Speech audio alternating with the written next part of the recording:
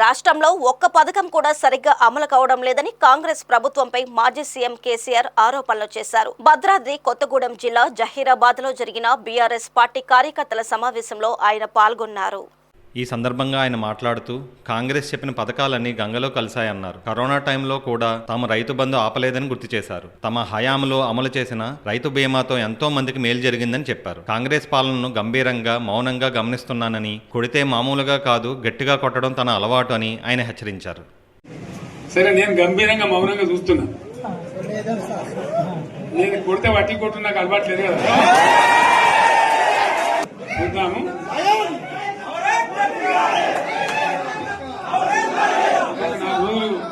కానీ అన్నట్టుగా నేను చూస్తా ఉన్నా. కానీ మనోళ్ళందరూ కూడా ప్రతిపాదిస్తుంది ఏంటంటే, ఒక సంవత్సరం జరిగిపోయింది, సంగమేశ్వర ఆన్నే పన్నది, బసవేశ్వర ఆన్నే పన్నది, పాలమూరు ఉత్పత్తుల పథకం ఆన్నే పన్నది, కాళేశ్వరం అట్లే ఎండబెడుతున్నారు. ఇవన్నీ అన్యాయాలని కాబట్టి ఫిబ్రవరి నెలాఖరులో ఒక పెద్ద బహిరంగ సభ పెట్టాలి, మీరు కథ చూడాలి అని జరుగుతూ ఉంది. కాబట్టి మీరు కూడా పెద్ద ఎత్తున దయచేసి ఆ సభకు కదిలి రావాలి, కదా దూరమే ఉండదు. ఆ రకంగా తెలంగాణ శక్తి ఏందో మరొకసారి చూపించి వీళ్ళ మెడలు వంచి ఇప్పుడు సాధించాలి. భవిష్యత్తు కోసం కూడా కొట్టాడకు మనం సిద్ధంగా ఉండాలని తెలియజేసుకుంటూ, పరమేశ్వర్ గారికి అంతటి లోకమంత్రం ఇది. ₹1,00,00,000 భూమి ఇప్పుడు 50 లక్షల కట్టుకోలేదు.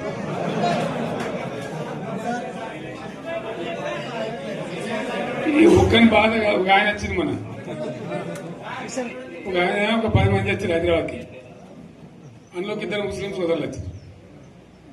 साहब सोब तबाह हो गया, इफलासी मुफलसी बच्चे क्या दबे होगा. तुम्हारा क्या हुआ बहन, तुम्हारा क्या हुआ, तुम हैदराबाद में तुम लोग हैं. मेरा कारोबार है साहब, मेरा छोटा मोटा कारोबार है, होटल भी है, 70% गिर गया. हर कोई पूछ रहे, हर कोई केसीआर को याद कर रहा है सामान. వాళ్ళు మాట్లాడుతున్నారు. ఎక్కడ ప్రతి ఒక్కరు భూముల ధరలు పోయినాయి, మన్ను పోయినాయి, మసాలా అన్ని పోయినాయి. ఎంత మంచిగా 4 ఎకరాల రైతు నేను 4 కోట్ల ఆసామని అనుకుంటుండే.